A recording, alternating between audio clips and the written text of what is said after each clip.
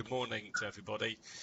This is Sprinkler Talk number 33, and we're going to be looking at sprinkler signalling and monitoring. So last week we did the part 1 of signalling and monitoring. We kind of talked about what it was all about. We looked at some kind of definitions regarding it. We looked at fire signals, fault signals. We looked at type A and type B alarms, and I mentioned some parts of the British Standard, Annex I, for example. This week we're going to kind of continue that theme through. We're going to be looking at some of the fire alarm panels and some of the ways in which things can be wired to one another. So this is going to be the last Sprinkler Talk before Christmas. I'm not going to do a Sprinkler Talk on Christmas Eve. Sorry if that disappoints you, that you won't get your Sprinkler Talk fix on Christmas Eve. But yeah, we will be back in January. I hesitate to say, immediately in January, but at some point in the new year, we will be starting. Not starting afresh necessarily, but yeah, there will be some kind of Sprinkler Talk next year for you to look forward to. The last kind of item of business is to tell you that we are doing a little prize draw. So we're going to select someone that's been listening to our Sprinkler Talks and give them a £50 voucher to say thank you for the support for the channel and kind of sharing it and promoting it amongst other people. So we're going to announce the winner of that tomorrow. So that will be on LinkedIn and our other social media posts to explain who's won that prize. Okay, so apologies for the bit of a late start because we had to start again. But yeah, here we go. So first of all, we're going to talk about conventional and analog or addressable fire alarm panels. So yeah, there is the kind of a primary difference between these two types of fire alarm panels. So on the screen at the moment is an example of a conventional fire alarm panel, where each device is wired separately back to a fire alarm panel, conventional panel. This is called radial wiring. I should just say actually that this is not my area of expertise, but it's obviously something that is kind of linked to our products. Our products are often linked to fire alarm panels. They're wired to those panels to give a fire or fault signal. So yeah, we kind of help with a bit of support there. So as you can see from this diagram here, each device has got a separate wire back to the fire alarm panel. Now, each of these wires is called a zone, and each panel is going to have a limited amount of zones. It might be 8, 16, something like that kind of zone. So you can see that you're going to have a very limited amount of devices onto one conventional panel. Now, when we talk about devices, most of the time it is part of a fire detection system. So it'll be a smoke detector or a heat detector, something like that, which we're going to be wiring back to the panel. But of course, it could be whatever you want it to be. Whatever you want to monitor, you can wire it back to the panel as long as it's a compatible device. So these are typically used for kind of smaller installations, smaller buildings, say where you've only got a limited number of devices, which means that generally speaking they're not used for sprinkler systems, because sprinkler systems are generally installed on a bit kind of larger buildings, and where you've got a sprinkler system, you've often got the fire detection system as well. So you kind of add all that together, you've got more devices than the average conventional panel can handle. But this is kind of a cheaper solution, and the programming or the wiring again is very easy because each device has got its own separate wire, so there's no kind of complexity there. So we're going to talk now a little bit about wiring our ZoneCheck to a conventional panel. So I've labelled a few things there, and you might think it's strange that I've gone for 2, 3, and 4, but you'll figure that out when I go to the next slide, because that'll apply there as well. So our zone checks, to say, are there for automatic testing of flow switches. So the flow switch is number 4. In order to do that test, we run a pump, which is number 3. So we're circulating water, testing the flow switch using water. And number 2 is our key switch. So the key switch is where the mains power is wired into the key switch, and then the key switch provides power to the pump, and also links to the flow switch in order to give a signal at the flow switch. There's a kind of reminder again in terms of cutaway version in terms of what I'm talking about with the zone check circulating the water. So in terms of wiring this to a conventional panel, this is a little bit what it would look like. So you can see now why I've kind of chosen 2, 3, and 4. So 2 is still the key switch. 1 is the electrical input, which is often a fuse spur connection. ZoneCheck requires about 1 amp of power to run the pump. So we typically go for a 3 amped fuse spur in order to provide power to the key switch. The key switch, you see, is wired to the ZoneCheck pump, so that will kind of run the pump to perform the test. The flow switch on the ZoneCheck is got what's called double pole, so that's got 2 sets of contacts.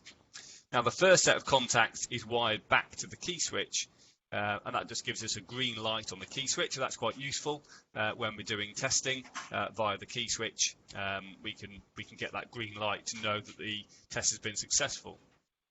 The second set of contacts is wired then back to the conventional fire alarm panel. So that's a normally open and common connectors that we use for that to generate our signal. And you can see I've shown a couple of resistors on that line, so that will be able to give us a fault or a fire signal on that zone. So yeah, that's how it would be wired. This now is an analog or addressable panel. There might be a sort of a difference between an analog and addressable, but in the information that I've been reading, they kind of squash them together into one. So I call it an addressable panel. And here we have a loop of wire, and that loop interfaces with the devices on that loop. And each device has an individual address. How does it do that? Not 100% sure, gotta say. I don't really know how that works.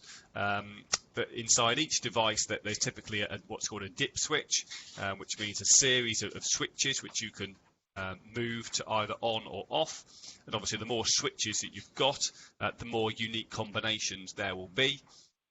So essentially, you can call device 1, 1, and device 2, 2, 3, 4, and then that will be the panel will then be able to kind of send a signal through the loop, detect the devices, and pick up the fact that they are on that loop.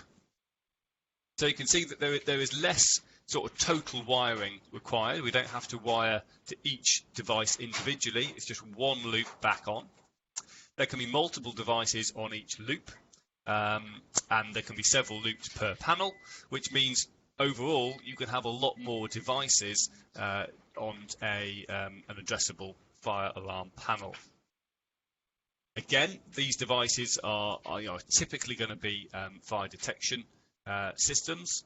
So you would have normally, again, you would have a manufacturer of the panel, which would also sell the smoke detectors, or at least have a kind of compatibility with various types of devices and systems, so that they can be all kind of wired together and they just work out the box and connect together. Another advantage of an addressable panel is that we can have some customized text on the screen. So instead of calling it device 1, we can call it lobby. and instead of device 2, we could call it, toilet block B.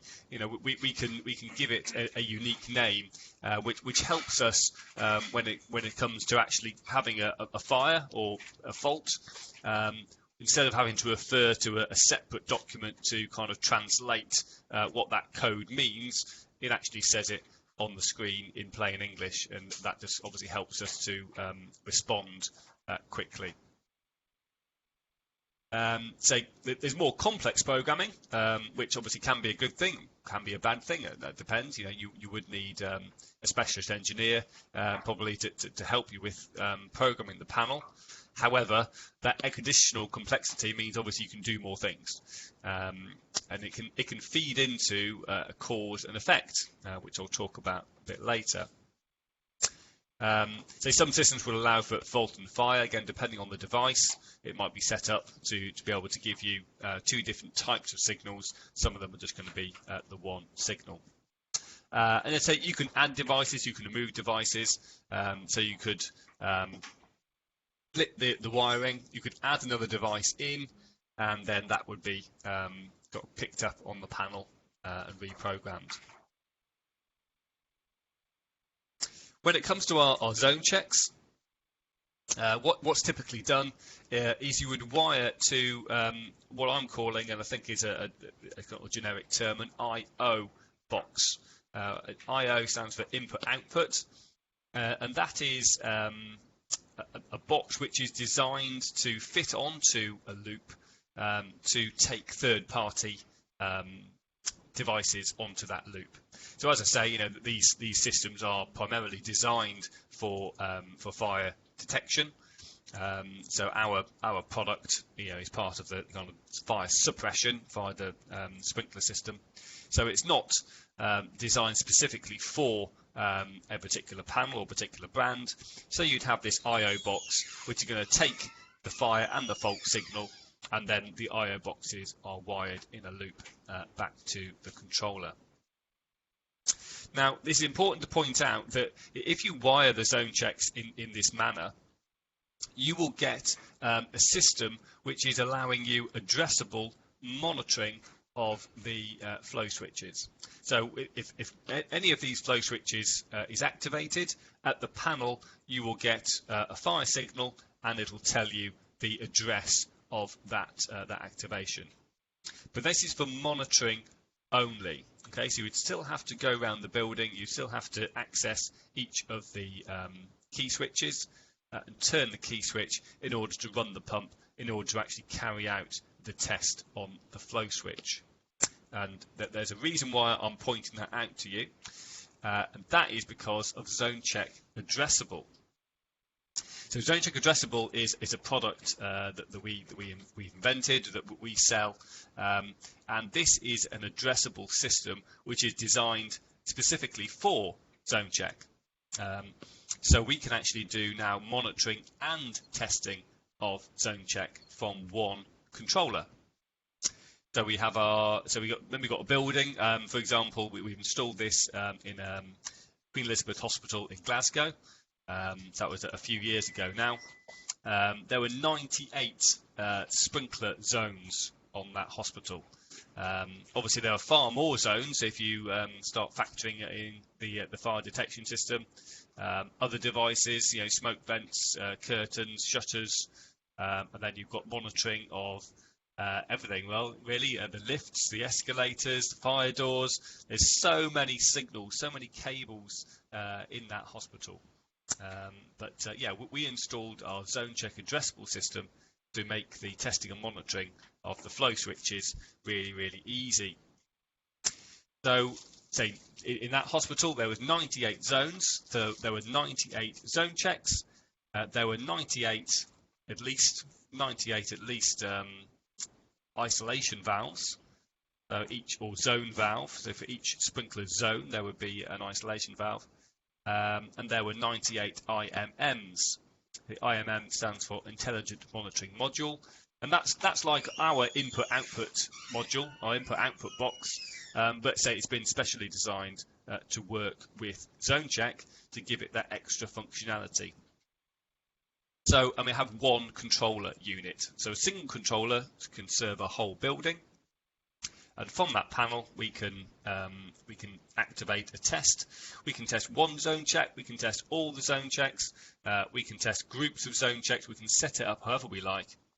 So the controller will ask. So, for example, in this instance here, we can tell the controller to do a test on zone number 2. So it would say to IMM number 2, run pump. The pump will run. The flow switch will be triggered. The flow switch signal will go back to the IMM. That signal will then go back through the loop back to the controller, and we will have a successful test being registered on the controller. And then we have a printer, an optional printer, to give you printed records of that test being carried out. In the event of a failed test, or in the event of an isolation valve being closed, or any other kind of fault, there'll be a fault signal generated on the controller. And for fire signals, again, so if you have a flow switch activate outside of testing parameters, so obviously when you're doing your test, the controller is expecting a fire signal to be generated, so it treats that as a successful test rather than a fire. But a flow switch activation outside of testing will generate a fire signal on that panel.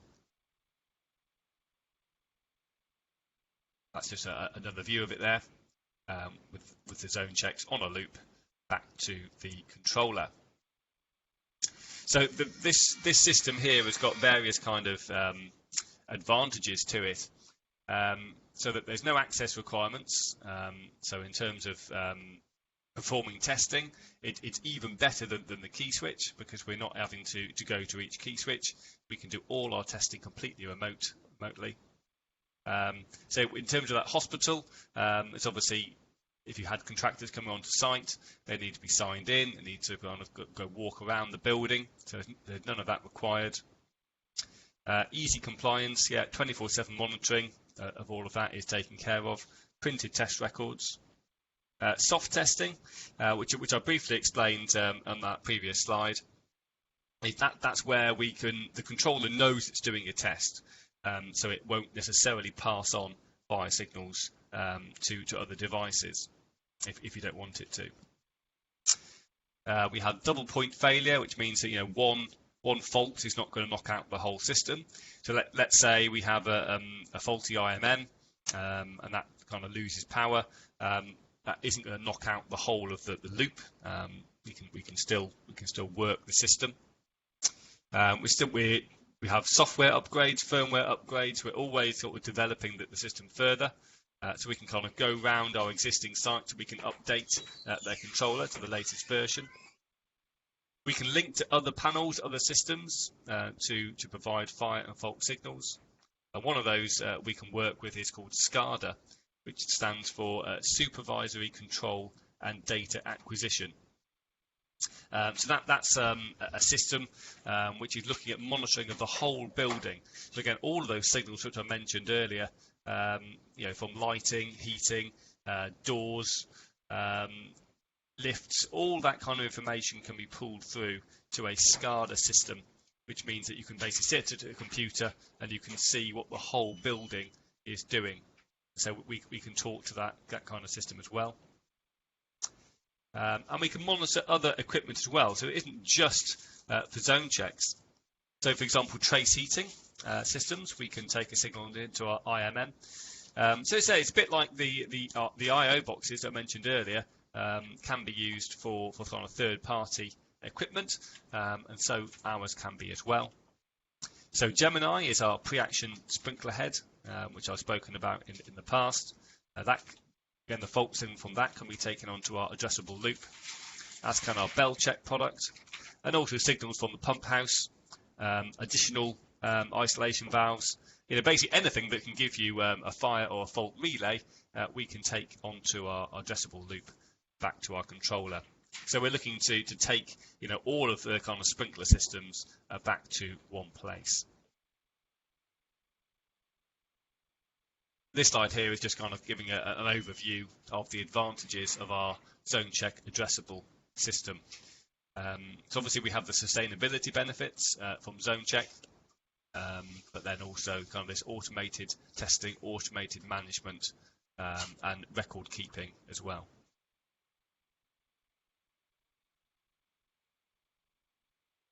Okay, going to talk now a little bit about cause and effects, or an input-output matrix.